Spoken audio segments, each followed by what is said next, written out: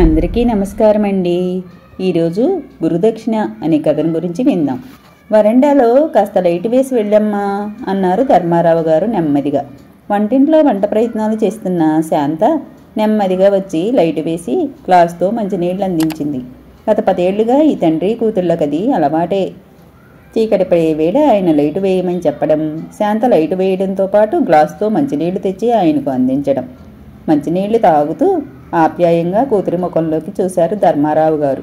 తలదించుకుని వంటింట్లోకి వెళ్ళిపోయింది శాంత. శాంతకి పెళ్లి చేసి తక్షణం అత్తింటికి పంపించేయాలి అనుకున్నారు ధర్మారావు గారు బాధగా. అలా అనుకోవడం 10వ సారి ఆ రోజుకి.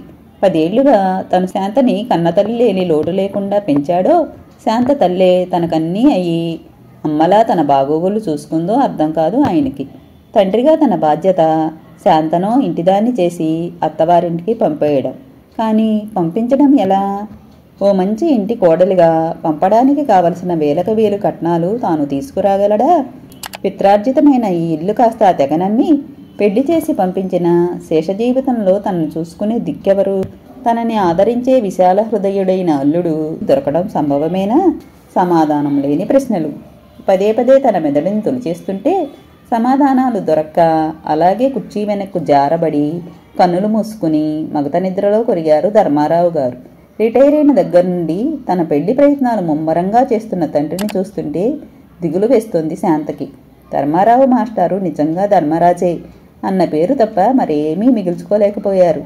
జీవితాన్ని స్కూలుకు విద్యార్థులకు అంకితం చేసిన ధర్మారావు గారు రాత్రనక పగలనక విద్యార్థులకు శ్రమించి పాఠాలు చెప్పడం తప్పించి ప్రతిఫలం ఆపేక్షించని స్వార్థం లేని జీవితం ఆయనది. 25 ఏళ్లు ఆయనతో పాటు కష్టసుఖాలు పంచుకున్న కాంతమ్మ గారు ఆయన జీవితంలో ప్రవేశించి ఆలస్యంగా మాతృమూర్తిగా మారి ఆ మాతృత్వంలోని మాధుర్యాన్ని పూర్తిగా గ్రోలకుండాని ఆ పరమేశ్వరంలో ఐక్యమయ్యారు. శాంత బాధ్యతను ధర్మారావు గారికి అప్పగించి అమ్మా శాంత, అమ్మా శాంత అంటూ అనుక్షణం తన మీద ఆధారపడే నాన్న. తన అండలేని నాన్న ఒంటరి జీవితాన్ని ఊహించలేకపోతోంది శాంత. ఉదయం వీధి అరుగు మీద దంతదామనం కోసం నీళ్లు పెట్టడం మొదలు రాత్రి పడుకోబోయే ముందు భగవద్గీతలోని కొన్ని శ్లోకాలు చదవడం వరకు అన్ని పనులు నాన్నకి క్రమం తప్పకుండా ఎవరు చేసి పెడతారు? చిన్న ప్రాణిని కూడా హింసించని ఆయన సుకుమారమైన మనస్తత్వాన్ని అర్థం చేసుకుని ఆదరించేదెవరు? జవాబు లేని 1,00,000 ప్రశ్నలు మనస్సును బాగా ఆందోళనాభరితం చేస్తున్నాయి. ఎవరైనా యోగ్యుడు ఇల్లరికానికి అంగీకరించి ఇంటికి వస్తే తన ఆలోచనకి తనకే నవ్వు వచ్చింది శాంతకి. కట్నం లేకుండా కట్టుకోవడమే కాకుండా ఇల్లరికం వచ్చి ఈ బీదమామగారి బాధ్యతను కూడా తీసుకునేందుకు ఎవరు సిద్ధపడతారు? ఆలోచనల మధ్యలోని అమ్మా శాంత అని పిలిచిన నాన్న పిలుపుకు వస్తున్నా నాన్న అంటూ భగవద్గీతను చేతిలోకి తీసుకుంది శాంత. పసిపిల్లల మొహంలోని నైర్మల్యం, యోగుల మొహంలోని శాంతి కలబోసుకొని చిన్న చిరునవ్వుగా మారి తండ్రి మొహంలో నిలిచినట్లు అనిపించింది శాంతకి. భగవద్గీత వింటూ నిద్రలో కొరిగిన తండ్రిని చూస్తుంటే సమాధానం దొరకని ఈ సమస్యకి త్వరలోనే పరిష్కారం ఆలోచించవలసిందే అనుకుంది శాంత తండ్రి కప్పుకున్న దుప్పటి సరిచేస్తూ. హైస్కూలు అయిన తరువాత కాలేజీలో చేరి BA చదువుకున్నా కాలక్షేపం కబుర్లు చెప్పుకునేందుకు స్నేహితురాళ్లు తప్ప తన ఆవేదనల్ని బాధల్ని పంచుకునే ఆప్తమిత్రులు లేకపోవడం తన జీవితానికి పెద్ద లోటుగా అనిపించింది శాంతకి. బహుశా అందరితోనూ చాలా క్లుప్తంగా మాట్లాడే తన తీరే అందుకు కారణం కావచ్చు అనుకుంది శాంత నిర్లిప్తంగా. తండ్రి తర్వాత తన జీవితంలోకి ప్రవేశించి తన సమస్యలను అర్థం చేసుకుంటూ సమయానికి సరియైన సలహాలనిస్తూ అప్పుడప్పుడు తన ఆలోచనల్లో చోటు చేసుకునేది విశ్వం మాత్రమే. ఏదో ఆలోచన మెరుపులా మెరిసింది. వెంటనే కలం కాగితం అందుకుంది. విశ్వానికి అశాంతితో అలమడించిపోతున్న ఈ శాంతక్క మనసుకి శాంతినిచ్చేది నీ ఓదార్పు తప్ప మరేదీ లేదని తెలిసి ధైర్యం చేసి నీకు ఈ ఉత్తరం రాస్తున్నా. అన్యదా భావించవు కదూ. సరస్వతీ కటాక్షం వల్ల నాన్న ప్రేమకు పాత్రుడవై వింతగా మా జీవితాలలోకి ప్రవేశించావు నువ్వు. ఇంతవరకు మాలో ఒకడిలా కలిసిపోయావు. ఉద్యోగాన్వేషణ ప్రారంభించిన వెంటనే చక్కని ఉద్యోగం దొరికినా ఇక నీవు మమ్మల్ని మర్చిపోయినా అది నేను తప్పుగా భావించను. ఎందుకో తెలుసా? నవ్వులాగే మరపు కూడా దేవుడు మనిషికిచ్చిన వరం కాబట్టి. కానీ ఉద్యోగం దొరికి సంవత్సరమైనా సమాజంలో నీ హోదా ఎన్నో రెట్లు పెరిగిపోయినా మూలాలు మర్చిపోని నీ మంచితనపు మరిచెట్టు నీడినా ఈరోజు కాస్త విశ్రాంతి తీసుకుందామనిపించింది విశ్వం. అందరి తండ్రుల్లాగే నాన్న కూడా నా పెళ్లి ప్రయత్నాలు ముమ్మరంగా చేస్తున్నాడు. కానీ పిచ్చి నాన్న నన్నొదిలి బ్రతకగలడా? నేను అత్తవారింటికి వెళ్ళిపోతే నాన్న బాగోగులు చూసేదెవరు? అలా అని అవివాహితగా ఉండిపోలేను. నాన్న సంగతి నాకు బాగా తెలుసు. మరణానికైనా సిద్ధమవ్వగలడు గాని నన్ను తన జీవితాంతం అవివాహితగా మాత్రం చూడలేడు. అసలే ఆరోగ్యం అందంత మాత్రంగా ఉన్న నాన్న నా పెళ్లి అయిన తర్వాత ఎడబాటు వల్ల వచ్చే దిగులుతోనూ ఏ పనులు చేసుకోలేని అశక్తత వల్ల ఎన్నాళ్ళు జీవిస్తాడో చెప్పలేను విశ్వం. ఇలాంటి తలాతోకాలేని సమస్యలతో సతమతమవుతున్న నాకు నీ సలహాలు సానుభూతి ఎంతో అవసరం విశ్వం. ఆప్యాయంగా వ్రాసే నీ ఉత్తరం కోసం ఎదురుచూస్తూ శాంత. ఆ రోజు బాగా ఆలస్యమైంది. ఆఫీస్ నుండి బయలుదేరేసరికి విశ్వానికి పని ఎక్కువగా ఉండడం వల్ల రాత్రి భోజనం ఎప్పుడూ తినే హోటల్లోనే కానిచ్చి ఇంటికి బయలుదేరాడు విశ్వం. ఎగిరెగిరి గంతులేయాలనిపించింది విశ్వానికి. ధర్మారావు మాస్టర్ నుండి శాంత నుండి ఒకేసారి వచ్చిన ఉత్తరాలు చూసి ఎప్పుడూ ఎదురుగా కూర్చుని గంటల తరబడి కాలం గడిపిన నోరెత్తి మాట్లాడిన శాంత నుండి తొలిసారిగా వచ్చిన ఉత్తరం చూసి ఆతృతగా విప్పాడు విశ్వం. ఉత్తరంలోని విషయాలన్నీ చదివి మనసంతా అదోలా అయిపోయింది విశ్వానికి. శాంతక్క వ్రాసిన దాంట్లోవన్నీ నిజాలే, బాగా ఆలోచించాల్సిన విషయాలే. వ్రాసిన ఉత్తరం చదివిన తర్వాత మాస్టారు నుండి వచ్చిన రెండో ఉత్తరం చించి చదవడానికి ధైర్యం చాలలేదు విశ్వానికి. అలసటగా ఉండడం వల్ల శాంత వ్రాసిన ఉత్తరాన్ని మడిచి పక్కన పెట్టి కళ్ళు మూసుకుని ఆలోచిస్తూ మంచం మీద వాలాడు విశ్వం. కన్న తల్లిదండ్రుల ప్రేమకు నోచుకోలేదు తను. అప్పుడే పుట్టిన శిశువు అని జాలైనా లేకుండా ఓ తట్టలో పెట్టి తనను అర్ధరాత్రి ఊరి పొలిమేరల్లో వదిలిపెట్టి వెళ్ళిపోయిందట. తనను కన్న తల్లిదండ్రుల్లో నిర్దాక్షిణ్యంగా. ఉదయాన్నే ఆకలికి గట్టిగా ఏడుస్తున్న తనను చూసి భయంగా ఊళ్ళోకి పరిగెత్తి ఊరి పెద్ద అయిన కరణంగారికి చెప్పిందట ఓ పల్లెపడుచు. ముందుగా తన ఆకలి తీర్చడానికి కాసిని పాలు ఇచ్చిందో బాలింత జాలిపడి. ఆయుర్వేద వైద్యులు ఆచారిగారు పరీక్షించి ప్రాణాలకే ముప్పు లేదని చెప్పిన తర్వాత తనను పట్టణంలో ఉన్న శిశు సంరక్షణ ఆలయానికి అప్పచెప్పాలని నిర్ణయించారట ఊరి పెద్దలు. సరిగ్గా ఆ సమయంలోనే కరణంగారింట వంట పని ముగించుకుని అక్కడికి వచ్చారట సుభద్రమ్మ గారు. బహుశా తన గురించే భగవంతుడు ఆమెను అక్కడకు రప్పించాడేమో. 2 రోజులు కూడా నిండని పసివాడిని శిశు సంరక్షణాలయానికి పంపించడం నాకు ఇష్టం లేదు. మీకు అభ్యంతరం లేకపోతే బాబుని నేను పెంచుకుంటా అన్నారట పిల్లలు లేని సుభద్రమ్మ గారు అక్కడున్న ఊరి పెద్దలతో. అంతకన్నా కావలసిందేముంది అంటూ అందరూ అంగీకారం తెలిపారట. ఆ విధంగా కన్నతల్లికి అక్కర్లేని తనను సుభద్రమ్మ గారి ముద్దుల కొడుకుగా మారిపోయాడు. విశ్వాన్ని తన ప్రాణానికి ప్రాణంలా పెంచిన ఆ తల్లి తన దురదృష్టవశాత్తు విశ్వం 10వ ఏట అకస్మాత్తుగా కన్నుమూశారు. మళ్ళా తన జీవితం మొదటికి వచ్చింది. అప్పటినుంచి తనను చేరదీసి ఆదరించింది ధర్మారావు మాస్టారే. సుభద్రమ్మ గారు మరణించిన తర్వాత తల్లి తండ్రి గురువు దైవం అన్నీ తానే అయ్యి తనను సాకారు. ధర్మారావు గారు మాస్టారు తల్లిదండ్రులు ముందుగానే ఆయన ప్రవర్తనను ఊహించి ఆ పేరు పెట్టారా అనిపిస్తుంది. ఆయన గురించి ఆలోచించినప్పుడల్లా విశ్వం అన్నపానీయాల నుండి చదువు సంధ్యలు అన్నీ ఆయనే చూసుకునేవారు.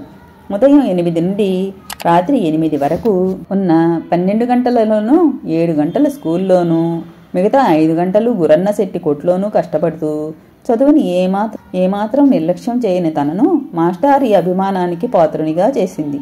తనను అక్కున చేర్చుకుని ఆదరించిన శాంతక్కని ధర్మారావు మాస్టార్నా మర్చిపోవడం తన బొందిలో ప్రాణం ఉండగా జరగని పని అది. శెట్టి కొట్లో పనులు ముగించుకుని రాత్రి 10 అయ్యేసరికల్లా మాస్టారి ఇంటికి చేరుకునేవాడు. మగత నిద్రలో ఉన్న మాస్టారు నిద్రలేచి తెలియని విషయాలు చెప్పడానికి ఉపక్రమించేవారు, తన ఆరోగ్యాన్ని కూడా లక్ష్య పెట్టకుండా. చదువులో తన చురుకుదనం చూసి ఎంతో సంబరపడిపోయేవారు మాస్టారు.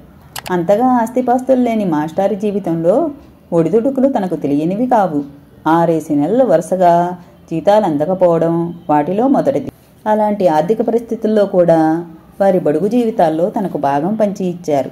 కష్టాల కాలకూటాల్ని సర్వేశ్వరుల్లా భరిస్తూ ఆనందాలను వెన్నెల వెలుగుల్లా అందరికీ పంచి ఇచ్చే తత్వం మాస్టారిది. భోజనానికి నిద్రకి తను పెట్టే పరుగులు చూసిన మాస్టారి మనసు కరిగిపోయింది. ఫలితంగా వారి వీధి గదిలోకి తన మకాం మారిపోయింది. సుభద్రమ్మ గారు తనకిచ్చిన ఆస్తి ఆ చిన్న ఇంటిని అద్దెకిచ్చారు మాస్టారు. తన తిండి బట్ట పుస్తకాలు అన్ని ఖర్చులు ఆయనవే. గురన్న శెట్టి ఇచ్చే జీతం ఏ మూలకు రాదని తెలిసినా వేడినీళ్ళకి చన్నీళ్లు తోడుగా ఉంటాయని మాస్టారుకే ఇచ్చేసేవాడు ఆ జీతాన్ని. మాస్టారు దీవెనలు, తన పరిశ్రమ ఫలించాయి. ఫలితంగా ఆంధ్ర మెట్రిక్ ఫస్ట్ క్లాస్లో పాస్ అయ్యాడు. ఆ తర్వాత PUC కూడా చాలా మంచి మార్కులతో పాస్ అవ్వడమే కాకుండా ఆంధ్ర యూనివర్సిటీ ఇంజనీరింగ్ కాలేజీలో సీటు కూడా తెచ్చుకున్నాడు. ఆ శుభవార్త మాస్టారికి చెబుదామని పరుగు పరుగున వెళ్ళాడు. చాలా సంతోషం విశ్వం అని తన భుజం తడుతూ, రేపు వెళ్ళి ఇంజనీరింగ్ కాలేజీలో జాయిన్ అవ్వు అన్నారు ఆజ్ఞాపిస్తున్నట్లుగా మాస్టర్. మరి గురన్న శెట్టి కొట్లో అన్నాడు తను ఆశ్చర్యంగా. మానేసేయి అన్నారు.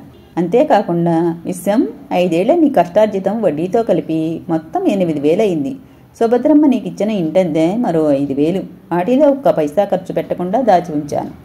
నీ పేరు బ్యాంకులో వేసుకో, ఇంజనీరింగ్ చదవడానికి పనికొస్తుంది అన్నారు శాంతంగా. ఆయన మహోన్నతమైన వ్యక్తిత్వం ముందు తన మనసులోని ఉద్వేగం మంచులా కరిగి కన్నీరుగా మారి మాస్టారి పాదాభిషేకం చేసింది. చూడు విశ్వం, కష్టే ఫలే అనే నానుడి మీద ఎంతో నమ్మకం ఉన్నవాడిని నేను. నీవు బాగా చదవగలవనే నమ్మకం నాకున్నా, శ్రమ జీవితంలోని విలువ తెలియాలని ఇంతవరకు ఆ శెట్టిగారి కొట్లో నీకు పని కుదిర్చాను. ఇక మీదట చదువు నిరాటంకంగా సాగాలంటే ఇలాంటి ఉద్యోగాలతో కుదరదు. అదీ కాకుండా అక్కడ పనిచేస్తూ రోజూ బస్సులో 30 మైళ్ళు వెళ్ళి రావడం కుదరదు అన్నారు మాస్టారు నిశ్చయంగా. మాస్టారు అంటే పూర్తిగా మీకు భారంగా మారి హిమాలయం లాంటి మాస్టర్ వ్యక్తిత్వం ముందు తనకు మాటలు పెగలలేదు. చూడు విశ్వం, నాకొచ్చిన 4 ముక్కలు చెప్పడానికి, మాతో పాటు కలోగంచు మరో నిర్భాగుడికి పంచడానికి ఇలాంటి పేద విద్యార్థి నుండి డబ్బు తీసుకుని ఆ చదువుల తల్లికి అవమానం చేయలేను అని విశ్వాన్ని తృప్తిగా కౌగిలించుకున్నారు మాస్టర్. ఆయన సలహా మేరకు ఇంజనీరింగ్ కాలేజీలో జాయిన్ అవ్వడం, తర్వాత ఇంజనీరింగ్ పూర్తి చేయడం, వెంటనే టెలిగ్రాఫ్ డిపార్ట్మెంట్లో ఉద్యోగం తెచ్చుకోవడం కలలో సంఘటనల్లా జరిగిపోయాయి. అప్పటిదాకా మగత నిద్రలో బాల్యాన్ని విహంగ వీక్షణం చేసిన విశ్వానికి ఒక్కసారిగా తెలివొచ్చింది. కాసిన్ని మంచినీళ్లు తాగి మళ్లీ పడుకుందామనే సమయంలో జ్ఞాపకం వచ్చింది ధర్మారావు మాస్టారు రాసిన ఉత్తరం సంగతి. కవరు పైన అడ్రస్ మాస్టారు రాసిందే, కానీ ఉత్తరం రాసింది మాత్రం మరొకరు. ఆశ్చర్యంగా చివరపెట్టిన సంతకం చూశాడు. తనను బాగా అభిమానించే మాస్టారి ఆప్తమిత్రుడు ప్రకాశరావు మాస్టర్ గారి సంతకం కనిపించింది. ఉత్తరాన్ని ఆశాంతం చదివి మడిచి జేబులో పెట్టుకున్నాడు విశ్వం. తన సర్వస్వం మాస్టారికి దారబోయమని ప్రకాశరావు మాస్టారు అన్నా తను సిద్ధమే. అమూల్యమైన మాస్టారి ప్రేమాభిమానాల రుణం తీర్చుకోవాలనుకుంటే ఈ జన్మ చాలదు. కానీ ఆయన కోరిన ఒకే ఒక్క కోరిక, శాంతను పెళ్లి చేసుకోమని కోరిన చిన్న కోరికని నెరవేర్చలేని తన ఆసక్తత 6-7 సముద్రాల్లోని అల్లకల్లోలాల్ని కలబోసి మెదడులో జొప్పించినట్లు అనిపించింది. అక్కగా నన్ను ఆదరించిన శాంతమ్మన పెళ్లి చేసుకోవడం, అల్లకల్లోలమైన సముద్ర కెరటాల్ని వాటి దాటిని తట్టుకునే శక్తి తనకుందా? ప్రకాశం మాస్టారి మనసులోని కోరికని నెరవేర్చలేని తన నిస్సహాయతని ఆయన తన స్వార్థంగా భావిస్తే, తనకు శాంతకు ఉన్న సంబంధాన్ని తెలియని కోరిన ఆయన కోరికను మన్నించి తనను తను మోసం చేసుకోలేడు. తలాతోకాలేని సమస్యను పరిష్కరించే నాథుడెవరు? 24 ఏళ్ల తన జీవితంలో ఎన్నో సమస్యల్ని సులభంగా పరిష్కరించింది ధర్మారావు మాస్టారు. ఈ సమస్య కూడా పరిష్కారం లభించేది మాస్టారి వద్దే అనిపించింది. వెంటనే అనకాపల్లి వెళ్లే బస్సు ఎక్కాను. దీర్ఘాయుష్మాన్ భవ అన్నారు ధర్మారావు గారు కాళ్లకు నమస్కరిస్తున్న విశ్వాన్ని ఆప్యాయంగా 2 చేతులతో లేవనెత్తుతూ. ఒకప్పుడు మాసిపోయిన బట్టల్లో అమాయకమైన మొహంతో 40 వాట్ల బల్బు వెలుగుల్లో దీక్షగా చదివే విశ్వం ఈనాడు ఇస్త్రీ చేసిన బట్టల్లో ప్రపంచాన్ని జయించే ఆత్మవిశ్వాసంతో వెలిగిపోతుంటే మాస్టారి కళ్ళు గర్వంతో మెరిశాయి. దారిపక్క ఏ పశువుకో ఆహారంగా మారవలసిన పిచ్చి మొక్క ఈనాడు నిండుగా పెరిగి సుగంధాలు విరజిమ్మి చక్కని పూలు పూసే మొక్కగా మారినందుకు, ఆ మారడంలో తన పాత్ర ఉన్నందుకు ఓ విధమైన తృప్తి ఆయన పెదవులపై చిరుదరహాసమై నిలిచింది. బాగున్నావా విశ్వం?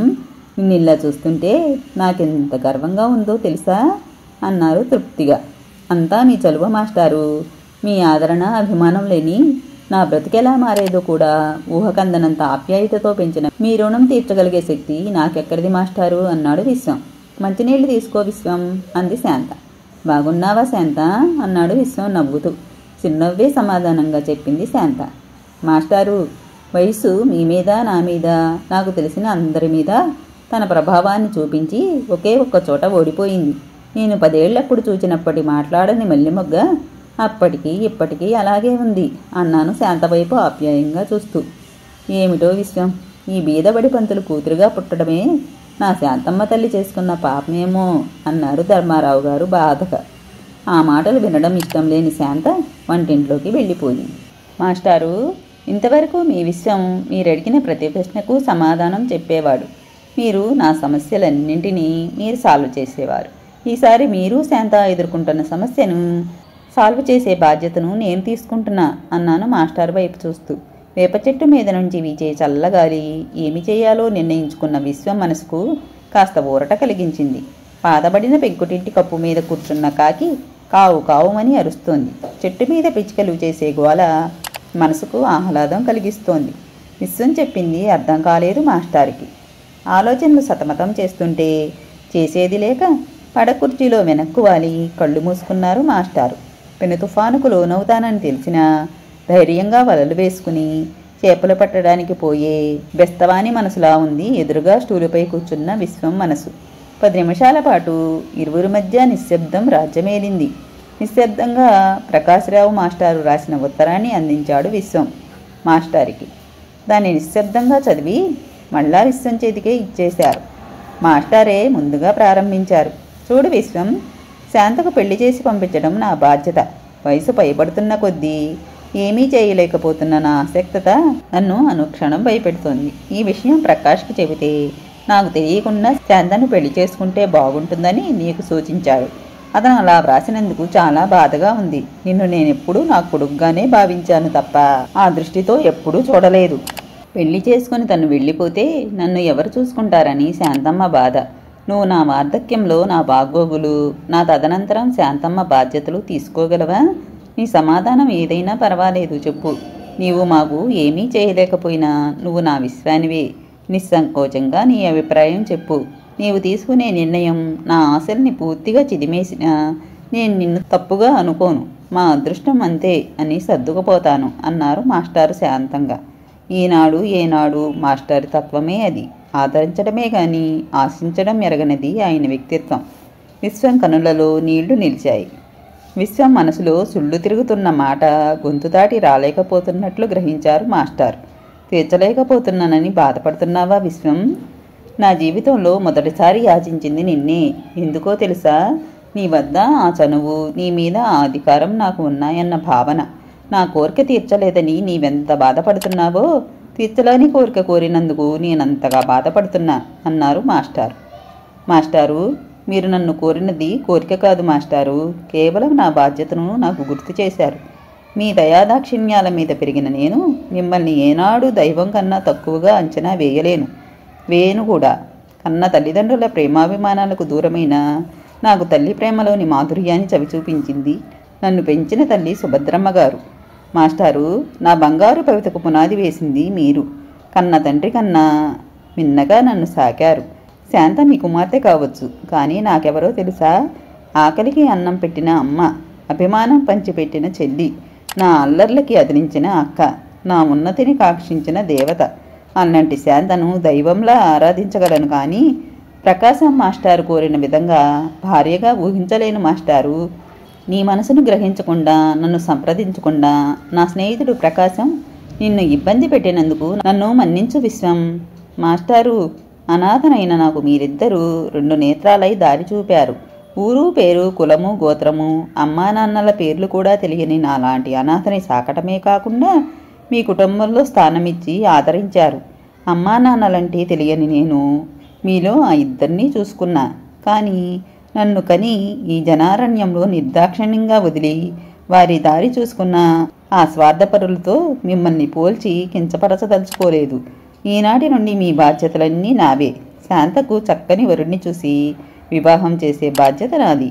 అన్నగా శాంతమ్మను ఆదరించే అదృష్టం, వృద్ధాప్యంలో మీకు సేవ చేసుకునే భాగ్యం నాకు ప్రసాదించండి, కాదనకండి అన్నాడు విశ్వం. విశ్వం, చదువుల తల్లిని నమ్మినవాడు ఎవడూ చెడిపోలేదు. ఆనాడు పోతన పరువు నిలిపిన తల్లి ఈనాడు నడిసముద్రంలో నావలా దిక్కుతోచని నాకు దారి చూపించింది నీ ద్వారా అంటూ కాళ్ల వద్దనున్న విశ్వాన్ని లేపి హక్కున చేర్చుకున్నారు. వెచ్చని 2 కన్నీటి బొట్లు విశ్వం తలను తాకాయి. విశ్వం కంటి నుండి రాలిన 2 కన్నీటి చుక్కలు మాస్టారి పాదాల్ని అభిషేకం చేశాయి. ఈ కథ ఇంతటితో సమాప్తమండి. మళ్ళీ తిరిగి మరో మంచి కథతో మళ్ళీ కలుద్దాం. ఈ కథ కానీ మీకు నచ్చినట్లయితే నా ఛానల్ని తప్పకుండా సబ్స్క్రైబ్ చేసుకుంటారు కదూ.